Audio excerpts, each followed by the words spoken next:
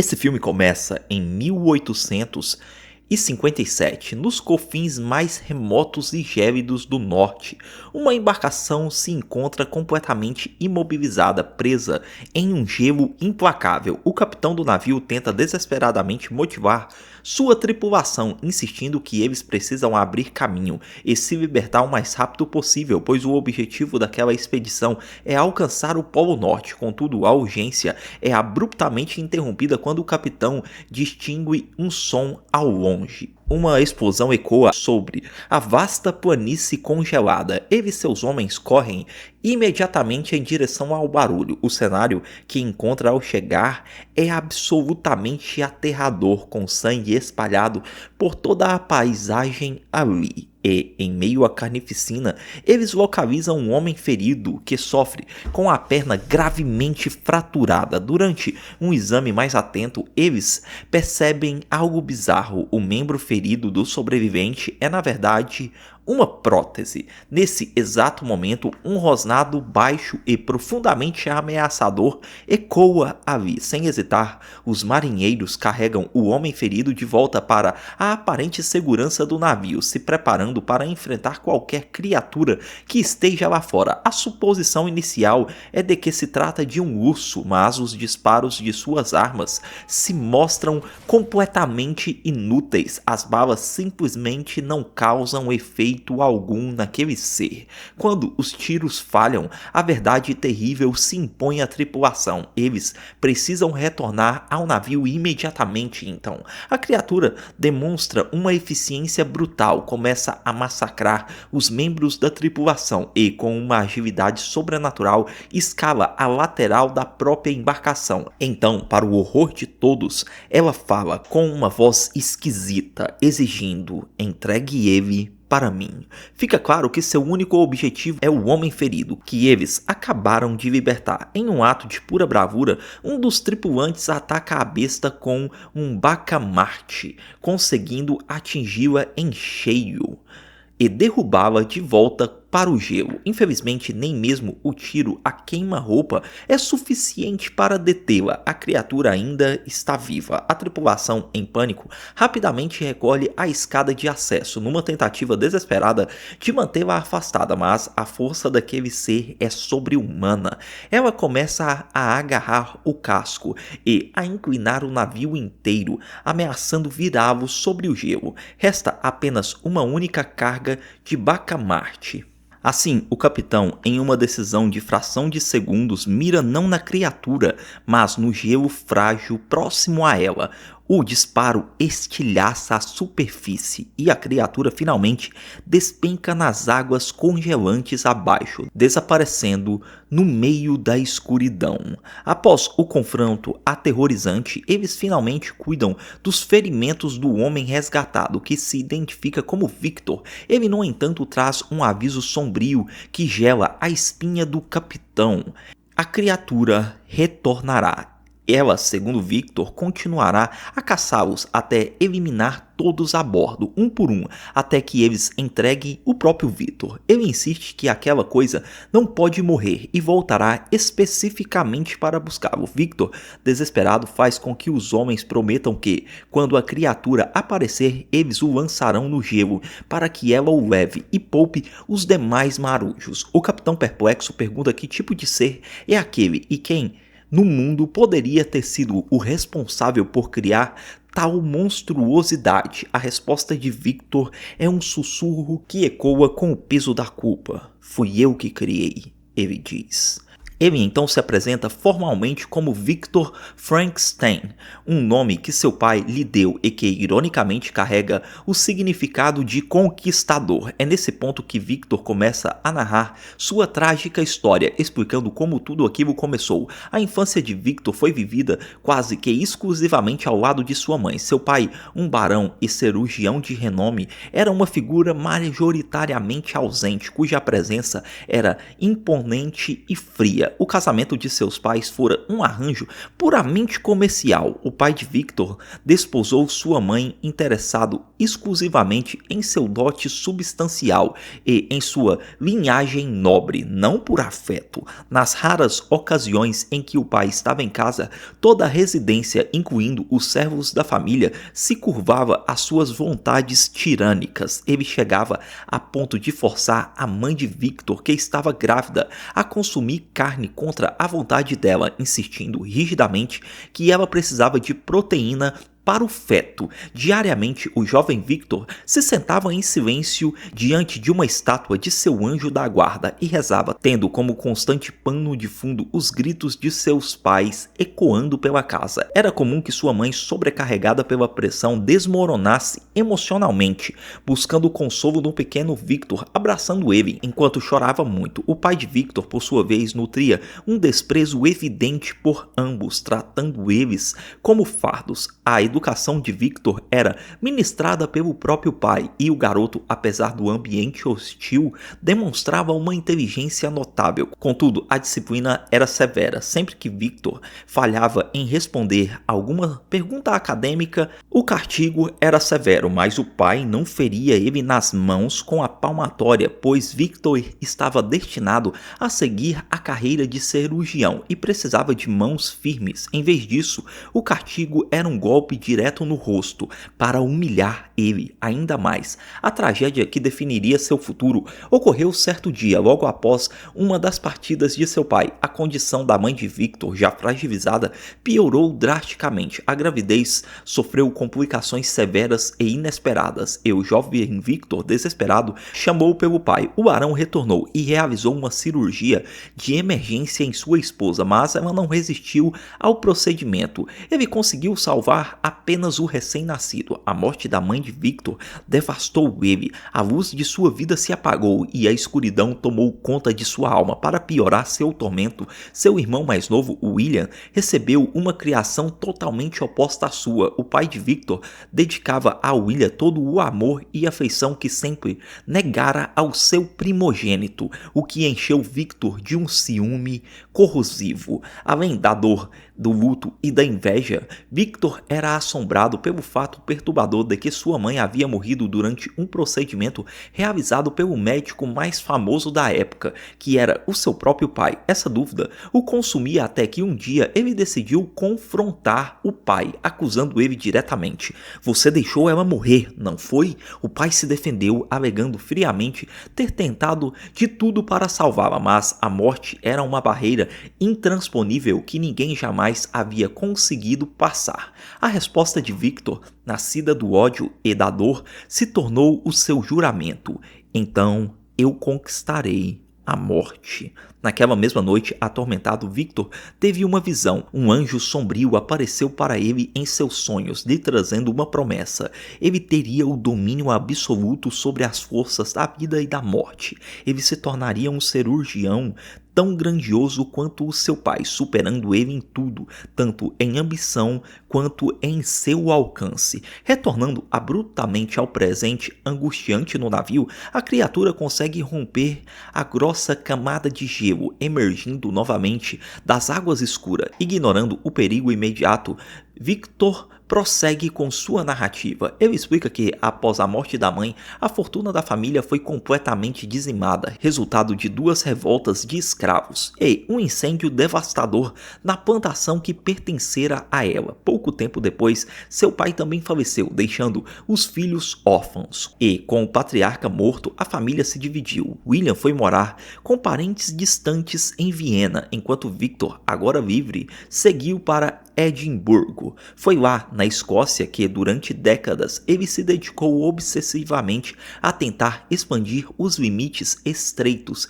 impostos pelo mundo acadêmico e pela ciência tradicional. A história de Victor nos transporta então para uma apresentação crucial que ele realizou no prestigiado Colégio Real de Medicina. Diante de uma bancada de professores céticos, ele declara sua tese revolucionária: o nascimento não está nas mãos humanas, pois pertence a Deus. Contudo, a morte, segundo ele, é um processo físico que a humanidade pode e deve controlar. Victor afirma que o homem é capaz de perseguir a natureza até os seus esconderijos mais profundos e interromper a morte por completo. Para provar seu ponto audacioso, Victor apresenta o cadáver de um comerciante local, ao qual ele anexou cirurgicamente a mão decepada de um carpinteiro. Ele assegura à plateia que a união entre o membro e o corpo está anatomicamente perfeita. No momento em que ele aplica uma bateria voltaica no corpo, a vida começa a surgir de volta no cadáver, que começa a se mover. Victor tenta explicar à plateia atônita que as convulsões observadas não são incomuns, mas o fluxo de energia que ele descobriu dentro do corpo segue uma noção completamente diferente das teorias vigentes, um conceito oriental que ele chama de Qi. Os professores, no entanto, reagem com imediata indignação, acusando ele de realizar um ato circo e afirmando que esse tipo de truque vulgar não será tolerado naquela instituição sagrada de medicina. Ignorando os protestos, Victor aprofunda a demonstração para provar que não é um truque. Ele mostra o cadáver reanimado sendo capaz de agarrar uma maçã que lhe é atirada e, quando Victor ordena que ele a devolva, o corpo obedece, entregando a fruta. Isso é o bastante para os acadêmicos, que exige que ele pare imediatamente, declarando que aquilo é uma profanação. Deus dá a vida, Deus tira, eles gritam. Encerrando a palestra, observando tudo atentamente, está um homem misterioso chamado Henrique. Victor, derrotado pela academia, remove a agulha do corpo, que instantaneamente retorna ao seu estado sem vida. Quando Victor se retira ali do salão, bastante humilhado, Henrique o aborda nos corredores. Ele traz consigo uma carta de apresentação escrita por William, o irmão de Victor. Henrique informa que William está a caminho de Edimburgo para uma visita e que deseja muito apresentar Victor à sua noiva Elizabeth, que, por grande coincidência, é a sobrinha de Henrique. Após as formalidades, Henrique faz a pergunta que realmente o consumia desde que vira a demonstração. Victor realmente acredita que é possível montar um homem com um corpo inteiramente novo e lhe conceder vida permanente? A resposta de Victor é simples e confiante. Você viu o que eu fiz? Não viu? Henrique admite ter ficado profundamente impressionado com o que testemunhou, mas ele imediatamente lança um desafio intelectual a Victor. Ele questiona se Victor será capaz de conter o fogo que manipula ou se ele acabará queimando as próprias mãos antes de conseguir entregar essa nova ciência ao mundo. Victor, já irritado pela recepção dos professores, manda Henrique ir embora. Henrique, no entanto, não se abala e insiste, prevendo a genialidade de Victor. Ele marca um encontro para dali a 3 dias, quando se reuniriam com William e Elizabeth. Então, ele faz uma promessa ousada que tudo muda. Naquela mesma noite, após o jantar, eu mudarei o seu destino. 3 dias depois, Victor chega à opulenta casa de Henrique, trazendo consigo todos os seus cadernos de pesquisa, convencido de que Henrique pode ter respostas. Henrique revela que entende perfeitamente o método de Victor. Ele está usando o sistema nervoso como um condutor para descarregar energia elétrica no corpo. Contudo, Henrique aponta que esse é exatamente o problema de seu método. A sustentabilidade dessa força vital é extremamente breve. Ela diminui e se dissipa rapidamente porque o corpo não retém a eletricidade. Henrique confessa que, já durante a apresentação, havia deduzido que o cadáver voltaria a morrer em poucos minutos. Ele revela que foi cirurgião no exército, mas que agora atua como um bem-sucedido comerciante de armas. É então que ele pergunta a Victor se ele já ouviu falar das lendárias Tábuas de Evelyn. Henrique possui uma impressionante prancha de madeira anatômica que exibe em detalhes todo o sistema linfático humano. Ele explica que esse sistema, embora mova apenas 3 litros de fluido compõem uma rede vasta e complexa e, o mais importante segundo ele, a nona configuração, uma estrutura quase etérea localizada ao redor do coração. Não só é capaz de distribuir energia, mas também de armazenar essa energia. A revelação de Henrique sobre a nona configuração ilumina a mente de Victor.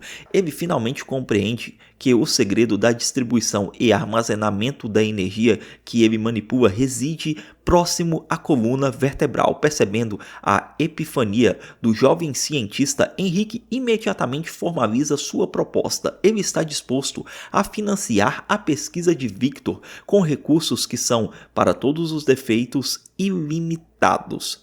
Victor, sempre cético quanto às intenções dos outros, questiona diretamente o que o comerciante de armas exigirá em troca de tamanha generosidade. Henrique é propositalmente vago, sugerindo que talvez em algum momento no futuro ele venha cobrar um favor, mas que sua única exigência imediata é ter permissão para documentar meticulosamente cada passo do processo científico. Victor, ainda hesitante em se associar a ele, responde secamente que irá considerar a oferta. Ao chegar à residência, ele encontra seu irmão, William, que aguarda do lado de fora na companhia de sua noiva Elizabeth. No instante em que os olhos de Victor repousam sobre ela, ele fica absolutamente paralisado. A beleza dela é estonteante, tirando-lhe o fôlego. O reencontro dos irmãos, no entanto, é rapidamente tomado por tensão. William confronta Victor, questionando a necessidade daquela apresentação escandalosa no Colégio Real, insistindo que a pesquisa poderia ter continuado de forma discreta, sem atrair atenção indesejada. Victor retruca com desprezo, dizendo que William soa exatamente como o pai deles e que, se ele é capaz de replicar o ato divino da criação por meios físicos e químicos, não há absolutamente nenhuma razão para que ele permaneça em silêncio. A audácia de Victor provoca uma risada inesperada em Elizabeth, um gesto que marca instantaneamente o abismo ideológico que existe entre o cientista e a jovem dama. A narrativa de Victor é interrompida por um súbito tumulto no convés do navio congelado. O capitão é informado por um de seus homens que um vigia avistou uma criatura monstruosa rondando a embarcação novamente, aproximando-se no gelo. Contudo, determinado a manter sua promessa, o capitão se recusa a entregar seu protegido e ordena que os homens reforcem as defesas, preparando-se para um novo ataque. Victor então retoma sua história, voltando ao passado, ao momento em que Henrique o leva, junto com William, a uma antiga e isolada torre de pedra. Este local recluso, longe dos olhos curiosos da academia, seria o novo laboratório de Victor, onde ele teria total liberdade para conduzir suas experiências profanas. Ficou decidido que William, agindo como representante direto dos interesses de Henrique, seria o assistente pessoal de Victor em todo o projeto. Com o acordo financeiro finalmente selado, Victor começa a avistar a impressionante quantidade de equipamentos, metais raros e compostos químicos de que necessitaria para sua empreitada. O primeiro passo prático é ir ao mercado público da cidade, com a intenção de selecionar uma cobaia entre os criminosos que estão agendados para o enforcamento nos próximos dias. É lá, porém,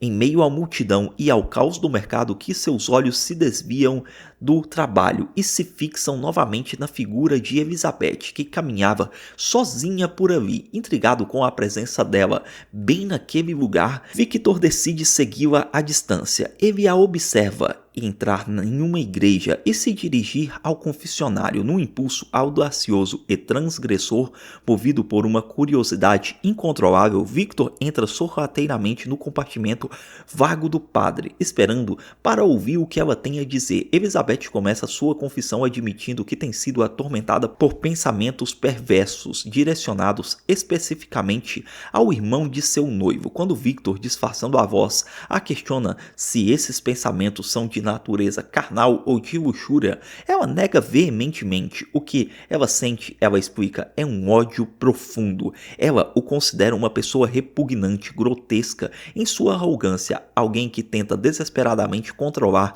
e manipular tudo e todos ao redor para satisfazer o seu próprio ego. A grande reviravolta, no entanto, é que Elizabeth sabia o tempo todo que era Victor do outro lado da grade. Ela o havia visto no mercado e percebido sua presença sombria. Ali na igreja, a farsa no confessionário termina e os dois, agora cúmplices nesse jogo estranho, acabam jantando juntos naquela mesma noite. Victor, tentando decifrar, ela supõe que os livros que ela comprou no mercado eram romances baratos, mas ela o surpreende mais uma vez. Elizabeth revela que, na verdade, adquiriu tratados científicos complexos sobre a taxonomia de insetos, demonstrando um interesse pela ciência. Victor fica completamente encantado por essa faceta inesperada de sua personalidade. A tensão entre eles se transforma em uma atração magnética e os dois começam a dançar ali mesmo. Naquele momento, algo se quebra dentro de Victor. Pela primeira vez em sua vida atormentada, ele se vê genuinamente mais interessado na complexidade da vida do que em sua antiga obsessão pela morte. Esse novo fascínio pela vida, agora personificado em Elizabeth, faz com que Victor comece a negligenciar seu trabalho na torre. Ele passa a deixar seu irmão William cuidando de todas as tarefas complexas sozinho, manipulando-o com falsos elogios de confiança, como: "Eu confio apenas em você para essa tarefa, meu irmão." Na realidade, Victor está usando esse tempo livre para cortejar Elizabeth, passando dias inteiros com ela em longas caminhadas pelo campo, onde chegam a capturar uma borboleta juntos, num raro momento de tranquilidade e conexão. Enquanto isso, na torre, William, demonstrando uma lealdade e dedicação absoluta, segue meticulosamente cada instrução deixada por Victor. Ele monta sozinho todo o maquinário complexo, calibra os instrumentos e prepara as soluções químicas para os experimentos iniciais. Essa rotina de enganos é quebrada pela chegada abrupta de Henrique, que traz notícias preocupantes. Com a diminuição da frequência das guerras na região, seus negócios como comerciante de armas estão sofrendo um duro golpe e, consequentemente, os fundos para a pesquisa de Victor estão secando. A paciência de Henrique se esgotou. Ele informa a Victor que uma grande batalha está agendada para ocorrer na próxima semana, o que significa que muitos cadáveres frescos chegarão à costa, trazidos pela maré. Ele dá a Victor um ultimato. Ele tem exatamente uma semana para descobrir como distribuir e armazenar permanentemente a corrente elétrica por todo o corpo. Pouco depois desta visita tensa, Elizabeth aparece na torre e vê pela primeira vez o escopo da pesquisa de Victor. Abalado pela pressão de Henrique e pela sua paixão por ela, Victor abre seu coração e implora para que ela fique com ele para sempre. Elizabeth, no entanto, o rejeita de forma categórica e fria, destruindo suas esperanças com uma única frase: acreditar em algo não o torna verdade. Ela o lembra de que sua escolha já foi feita. Ela vai se casar com William. O abandono de Elizabeth deixa Victor absolutamente devastado. Mergulhado em um desespero profundo, ele está prestes a destruir todo o laboratório e desistir de seu projeto de vida. Mas é nesse momento de escuridão total que uma nova ideia, uma epifania nascida da dor, surge em sua mente. Ele corre para o laboratório e aplica sua nova teoria na cobaia morta que estava usando há algumas semanas. Desta vez funciona perfeitamente. A corrente elétrica flui e o corpo se reanima de forma estável. O sistema linfático, retendo toda a energia, faz a teoria funcionar. Victor finalmente havia encontrado a chave que faltava, a solução para o armazenamento da energia que Henrique havia identificado nas tábuas de Evelyn.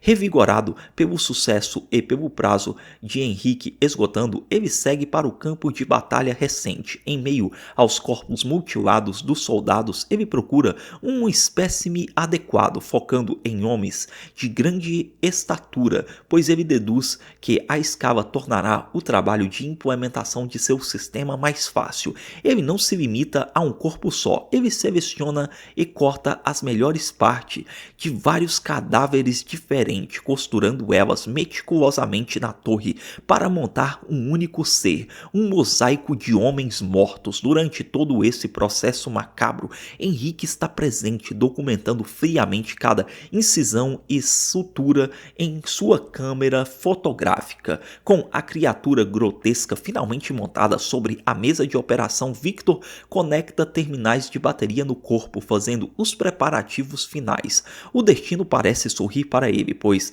uma violenta tempestade elétrica se forma no horizonte, a fonte de energia pura e colossal que ele necessitava para carregar o seu acumulador voltaico. Ele procura Henrique para informá-lo do avanço e da iminente ativação, mas encontra o patrocinador debilitado, tremendo e pedindo remédios. A doença de Henrique havia avançado de forma galopante e Victor, com o olho clínico treinado, diagnostica a verdade assustadora. Henrique está nos estágios terminais de sífilis. É então que o comerciante de armas revela seu verdadeiro e desesperado plano. Todo o financiamento, a torre, os recursos ilimitados, tudo foi providenciado com um único objetivo. Henrique está morrendo e exige aquele corpo perfeito, recém-montado, para si mesmo, para que Victor transfira sua consciência doente para aquela nova embarcação saudável. Ao ouvir essa exigência absurda,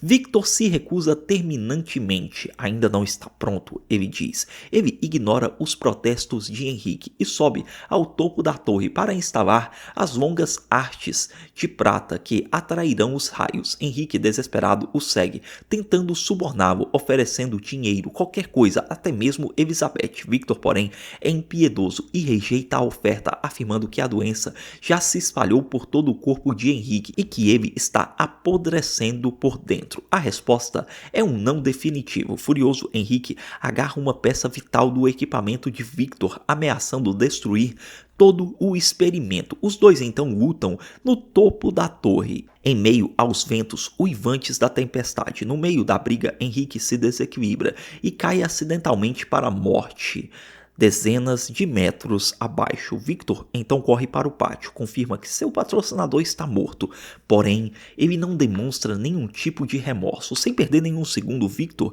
retorna ao laboratório e ativa todo o seu maquinário ali mesmo. No instante em que as máquinas ganham vida, a arte de prata no topo da torre se estende mecanicamente, sua ponta afiada descendo até tocar o peito do cadáver montado. Quando o primeiro relâmpago atinge a torre, uma quantidade inimaginável de energia é canalizada para a bateria e em seguida descarrega brutalmente no corpo. A eletricidade flui, os músculos se contraem violentamente, mas para o horror de Victor, o coração permanece imóvel. Ele monitora os sinais vitais e percebe que falhou, a vida não aconteceu. Consumido pela raiva e pelo fracasso, ele começa a amaldiçoar seu anjo da guarda sombrio, acusando ele de tê-lo enganado com falsas promessas de poder sobre a vida e a morte. Exausto e completamente derrotado, ele adormece ali mesmo e naquela noite ele tem outra visão daquela mesma entidade angelical sinistra. Ao abrir os olhos na manhã seguinte,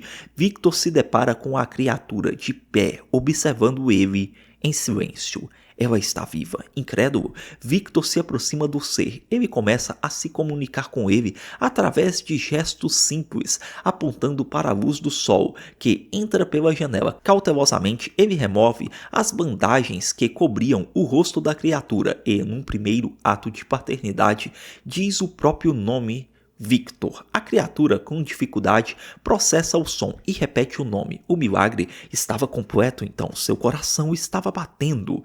E longe dali, em outra parte da cidade, Elizabeth, preocupada com a ausência prolongada do tio, pergunta a William sobre Henrique, sugerindo que eles deveriam ir visitá-lo na torre. De volta ao laboratório, Victor agora talvez Temeroso com sua própria criação, coloca pesadas correntes de ferro na criatura. O ser dócil e confuso como uma criança recém-nascida, obedece a todos os comandos de seu criador sem qualquer resistência. Após acorrentá-la firmemente, Victor simplesmente se vira, abandona a criatura na escuridão da torre e vai embora. Para a criatura, cada sensação é uma descoberta. Ela experimenta o mundo com a inocência de uma criança pequena. Victor, no entanto, se vê completamente perdido diante de sua criação. Ele dominou o ato de criar, mas não tem a menor ideia de como ser pai ou cuidador. Durante semanas, ele assume essa responsabilidade a contragosto. Um dia, a criatura acidentalmente corta a própria mão.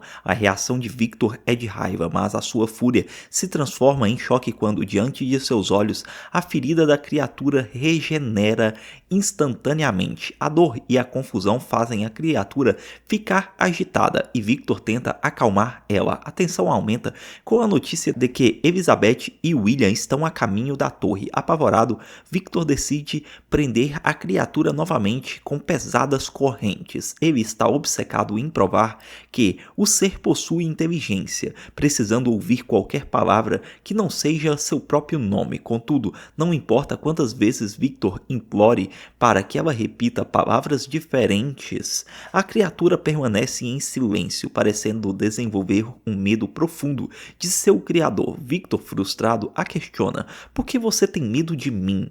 Fui eu que lhe dei a vida." Exatamente nesse momento, William e Elizabeth chegam à torre. Victor, num misto de orgulho e ansiedade, tenta direcionar a atenção de Elizabeth para suas pesquisas e anotações, mas ela está focada em outra coisa. Ela quer saber onde está seu tio Henrique. Victor mente, dizendo que ele não está ali. A conversa é interrompida quando Elizabeth ouve um lamento vindo de outra sala e, seguindo o som, ela se depara com a criatura acorrentada. Diferente de Victor, o ser se aproxima dela com curiosidade e Elizabeth, em vez de sentir medo, reage com pura fascinação. Ela estende a mão para a criatura, que toca sua palma com delicadeza. Elizabeth então repara nas inúmeras cicatrizes e suturas pelo corpo do ser e com compaixão pergunta: "Quem machucou você?" Ela se vira para Victor e exige saber quem é aquele homem. E se foi ele o responsável por aquelas feridas. Com um orgulho maníaco, Victor responde: "Eu não lhe dei feridas, eu lhe dei a vida. Eu trouxe ele de volta." Ele exibe a criatura como seu troféu, mas o comportamento errático do ser é evidente. Elizabeth, horrorizada com a cena, pergunta por que ele está acorrentado. Victor se justifica, alegando que é a única forma de controlar ele, pois o seu entendimento ainda é muito limitado. William, observando a cena com uma visão mais filosófica, faz a pergunta crucial: "Victor? Essa coisa é inteligente?" O criador não diz nada, incapaz de responder. Mais tarde, naquela noite, William admite ao irmão que seu feito é sem dúvida notável, mas questiona: de todas as partes que compõem esse homem, qual delas guarda a alma? Victor, pela primeira vez confrontado com a metafísica de seu ato, apenas admite que não sabe. Em outro momento, Elizabeth decide visitar a criatura sozinha, encontrando ela absorta, observando uma folha seca sendo levada pelo vento do lado de fora da janela. Ao perceber a presença dela, o ser se vira sem medo. Elizabeth, com uma ternura que ninguém mais havia demonstrado, pergunta se ele sente dor. Ela então diz o próprio nome, Elizabeth, e pede que ele repita. A criatura, no entanto, permanece em silêncio e Elizabeth, um pouco desapontada, se vira para sair. É então que, vindo de suas costas, ela ouve a criatura sussurrar o seu nome. Quando Victor descobre essa interação, ele fica curioso. Ele ordena que Elizabeth fique longe da criatura, insistindo que ela não possui inteligência, algo que deu terrivelmente errado na criação, e que ela só sabe pronunciar uma única palavra. Elizabeth, no entanto, oferece uma perspectiva diferente. Talvez, por enquanto, aquela única palavra signifique tudo para ele, e essa palavra é o nome de Victor. Ela sugere que, por ser um espírito novo, talvez ele seja ainda mais puro. Victor, porém, zomba da ideia, mas Elizabeth insiste. Eu vi dor naqueles olhos. A menção da dor e da compaixão dela pela criatura acendem uma fúria em Victor que transfere para o momento toda a sua frustração pela rejeição amorosa que sofreu. E quanto à minha dor, ele grita, e quanto ao que você me negou, ele despeja toda essa raiva na criatura. Seu coração é puro e eu me tornei o vilão? Ele ironiza. Cego de ódio, Victor amarra a criatura com mais força e começa a espancar ela brutalmente com uma arte de metal, gritando ordens. Siga minhas ordens, levante a perna. A dor e a raiva despertam algo na criatura. Ela agarra a arte, a entorta como se fosse papel e a arremessa para longe, começando a gritar repetidamente o único nome que associa a sofrimento: Victor, Victor e Victor.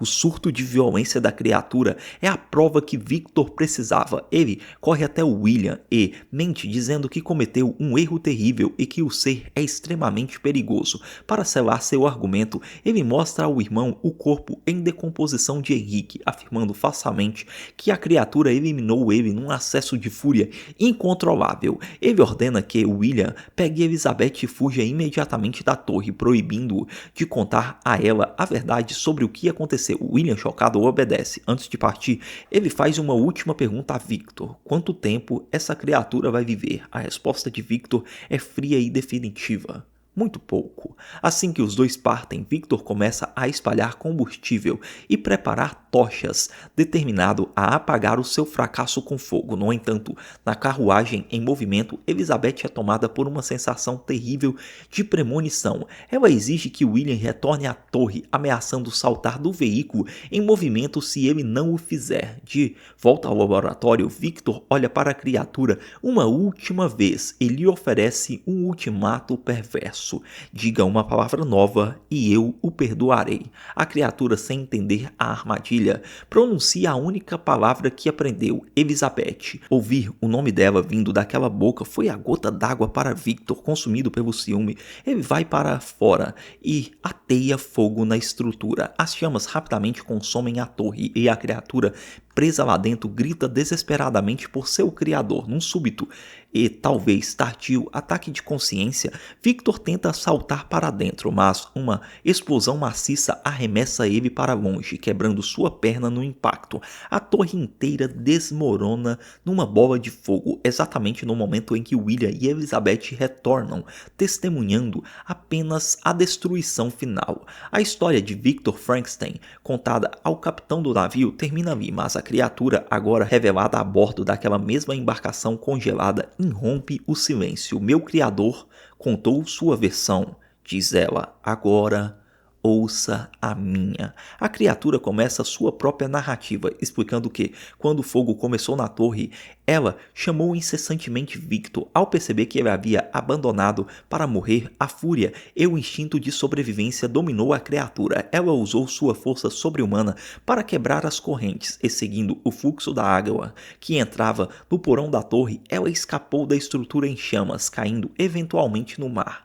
Algum tempo depois, ela recuperou a consciência em uma praia desconhecida, muito longe dali. Sozinha, a criatura começou a observar o mundo natural. Ela encontrou os restos mortais de viajantes e, cobrindo sua nudez, vestiu-se com os trapos que encontrou. Na floresta, ela aprendeu a sobreviver observando um cervo comer frutas em uma árvore e passou a fazer o mesmo. Ela chegou a alimentar o próprio cervo num gesto de afinidade com a natureza. Esta paz foi quebrada quando caçadores a avistaram e, assustado com sua aparência, começaram a atirar. A criatura fugiu e, embora seus ferimentos à bala tivesse se curado em questão de segundos, ela sentiu um frio profundo e a necessidade de procurar um abrigo. Foi assim que ela invadiu uma pequena casa, onde adormeceu em um canto. Na manhã seguinte, os moradores da casa retornaram. Eram os mesmos caçadores. A família era composta por eles e por um homem idoso, cuja visão era tão fraca que ele mal podia enxergar. Observando-os secretamente por dias, a criatura começou a aprender a linguagem humana. Ela desenvolveu um desejo intenso de fazer parte daquela família. Assim, durante uma noite, ela saía de seu esconderijo e realizava tarefas pesadas para eles. A família maravilhada passou a acreditar que estava sendo ajudada por um benevolente espírito da floresta. A criatura agradava esta identidade e ela se tornou um anjo da guarda daquela família, e eles, por sua vez, ocasionalmente deixavam pequenas oferendas a ela. A criatura finalmente encontrou um simulacro de felicidade, contudo um dia lobos selvagens atacaram o rebanho da família, matando várias ovelhas. Diante do prejuízo, algum dos caçadores decidiu que precisavam levar as ovelhas restantes, as mais velhas, para vender lá na cidade. O grupo de caçadores então se divide, enquanto os mais jovens decidem adentrar a floresta para rastrear e eliminar os lobos. O patriarca idoso da família insiste em permanecer sozinho na cabana, se recusando a acompanhar eles, apesar da preocupação de todos. Assim que ele fica sozinho, a criatura, que observa tudo à distância, decide que é o momento de se revelar e emerge das sombras, parando diante do velho. O homem, cuja visão há muito se fora, pergunta quem está ali. A criatura, com sua voz profunda, responde apenas: viajante. Com uma calma surpreendente, o idoso convida o estranho para se sentar e oferece comida que estava na mesa. No processo, a criatura, desajeitada em sua forma nervosa, acaba derrubando e quebra uma garrafa, mas o velho imediatamente tranquiliza, dizendo: não tenha medo algum. Ele então estende a mão e toca o rosto e os braços da criatura, sentindo as cicatrizes e as suturas, e pergunta sobre a origem de tantas feridas. Nesse momento, o velho revela que já sabia da presença do ser. Ele confirma que a criatura era o espírito da floresta que estava escondido no moinho abandonado e que vinha ajudando sua família durante as noites. O idoso então profere palavras que tocam a alma do ser. Eu não posso julgar sua aparência, pois não vejo ela, mas há algo em sua voz que me convence de sua bondade e de sua gentileza. O velho o convida para ficar com ele, tratando ele como um amigo. Nos dias seguintes, a criatura experimenta o único período de paz em sua existência. Ela aprende a ler histórias como a de Adão e Eva e vê a neve cair pela primeira vez. Essa tranquilidade, porém, desperta uma angústia existencial muito profunda. Ela confessa ao velho que precisa desesperadamente saber quem ela é, pois suas noites são atormentadas por memórias fragmentadas que não lhe pertencem, e suas únicas lembranças reais são de fogo, água e a única palavra Victor. Essa busca por identidade a leva de volta ao local de seu nascimento, às ruínas da torre. Lá, ela encontra os cadernos de pesquisa de seu criador e, ao decifrar os textos, a terrível verdade sobre a sua origem é revelada. Ela entende como foi montada peça por peça, percebe que não é humana, que sua natureza é fundamentalmente diferente da humanidade. Completamente despedaçada pela verdade de sua criação, seus olhos encontram o nome completo de Victor nos papéis, revelando o seu paradeiro. Ela retorna apressadamente para a cabana, para o seu único amigo, mas encontra um cenário de horror. Os lobos haviam retornado e atacado o velho indefeso. A criatura, tomada por uma fúria protetora, massacra os lobos, matando alguns e afugentando o resto. Mas já é tarde demais, o velho está morrendo. Em seu último suspiro, a criatura desabafa sua dor. Eu descobri quem eu sou um monstro. O velho, porém, lhe oferece absolvição. Você é uma pessoa. Você é o meu amigo. A tragédia se completa quando a família, os caçadores, retorna. Eles veem a criatura ensanguentada ao lado do patriarca morto e, assumindo o pior, abrem fogo. Eles o atacam impiedosamente. Em sua fuga desesperada, a criatura mata um dos caçadores. Ela consegue escapar, mas desaba na neve, crivada de balas. Contudo, seu tormento é maior do que o de qualquer humano. Após algum tempo, seu corpo se regenera e ela volta à vida, mas desta vez sozinha novamente. Ela percebe que, enquanto todos os humanos têm uma forma de escapar da dor, que é a morte, ela está privada desse alívio e tem que sofrer para sempre. A narrativa salta de volta para Victor, que, após outra visão perturbadora de seu anjo sombrio, desperta na manhã do casamento de William.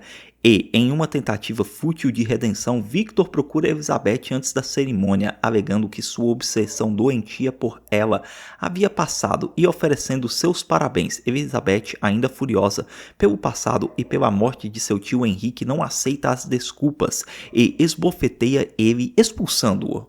O roteiro mostra que ela, em segredo, guardou a folha seca que a criatura lhe dera semanas antes. Mais tarde, em seu quarto, Victor sente uma presença e ordena: saia das sombras. A criatura emerge e Victor, pela primeira vez, percebe a profundidade em seus olhos. Ele entende que o seu trabalho não foi uma falha e a criatura é inteligente. O ser tem um único pedido: que Victor crie uma companheira para ele, alguém como ele, para aplacar sua solidão infinita. Victor, no entanto, se recusa categoricamente. Ele não irá criar outro monstro e não cometerá o mesmo erro, temendo que os dois pudessem se reproduzir, gerando uma raça de demônios que propagaria pela terra. Ele encerra a discussão chamando sua criação de perversa e deformada. A rejeição de seu criador quebra o último fio de esperança da criatura. Ele questiona a autoridade de Victor e o ataca violentamente, espancando ele enquanto grita: se você não pode me dar amor, então sofra como eu. O barulho atrai Elizabeth, que entra correndo no quarto e vê a criatura, havendo um momento de reconhecimento. Victor, em pânico, pega uma arma e dispara contra o ser, mas Elizabeth, num movimento instintivo de proteção, se joga na frente e leva o disparo. Agonizando, Victor mente para os que chegam, culpando a criatura pelo disparo. Elizabeth, em seus últimos momentos, ignora Victor e fala com a criatura, pedindo: leve-me com você. O ser obedece e foge com o corpo dela. Em meio ao caos, William, o irmão de Victor, é mortalmente ferido. Antes de morrer nos braços de Victor, ele o amaldiçoa: eu tenho medo de você, Victor. Tudo isso começou por sua culpa. Você é o monstro. Com a morte do irmão, Victor, consumido pelo ódio, agarra sua arma e parte em uma perseguição. A criatura leva Elizabeth até uma caverna isolada. Lá é revelado que o amor dela era, de fato, pela criatura. Em seu último suspiro, ela olha para ele e diz: o que poderia ser melhor do que morrer olhando para você? Victor finalmente os alcança, apenas para encontrar o corpo sem vida de Elizabeth. A criatura, agora sem nada a perder, ataca seu criador. Você me chamou de monstro? Hoje eu vou lhe mostrar o que é selvageria. Ela rosna, prometendo tornar ele uma pessoa humilde. Após o confronto, a criatura desaparece na vastidão da neve, iniciando uma caçada que dura meses. Victor, obcecado, segue a criatura até os confins da terra. Certo dia, exausto, Victor descansa e a criatura se revela voluntariamente. Victor dispara, atingindo a mão estendida do ser. A criatura o agarra, arrastando ele pela neve. Você só me escuta quando eu te machuco, ela diz. Victor, prevendo esse encontro, revela que trouxe uma dinamite e a criatura, vendo naquilo a chance de finalmente morrer, instrui Victor a acendê-la e a correr. Ela agarra o explosivo e o detona na própria mão, mas o horror é absoluto, nem mesmo a dinamite é capaz de matá-la. Seu corpo começa a se regenerar novamente, destruindo sua última esperança de finalmente descansar. Foi nesse estado derrotado que a tripulação do navio encontrou Victor, levando-nos de volta ao presente. Agora no navio, a criatura confronta seu criador moribundo. Eu vou sangrar, eu vou sofrer, mas isso nunca terá fim, lamenta a criatura. Victor, finalmente compreendendo a extensão de seu pecado, agarra a mão de sua criação e pede perdão, admitindo o seu erro terrível. A criatura percebe que seu criador está morrendo. A maré que me trouxe até aqui agora vem para levar você, me deixando encalhado, a criatura diz. Num último ato de humanidade, Victor então chama a criatura de meu filho. Ele implora por perdão, mas também aconselha a criatura a se perdoar e a encontrar uma forma de viver, já que a morte não é uma opção para a criatura. O último pedido de Victor é ouvir o seu nome pela última vez, o nome que um dia foi um mundo inteiro para a criatura. Ela concede o pedido e diz: Victor, eu te perdoo. Com isso, Victor morre e a criatura diz: Descanse agora, pai. Talvez agora nós dois possamos ser humanos. Ela então desce do navio e, num gesto final de sua complexa natureza, empurra a embarcação para a liberdade, libertando-a do gelo e permitindo que a tripulação comece sua jornada. Fala pessoal, curtiu o filme de hoje? Espero que sim, eu trouxe um resumo extremamente detalhado dele para você. Se você gostou, deixe seu like aqui e se inscreva no canal, isso ajuda muito ao canal do Caramelo. E também... Não esquece de dar o like e seguir o canal.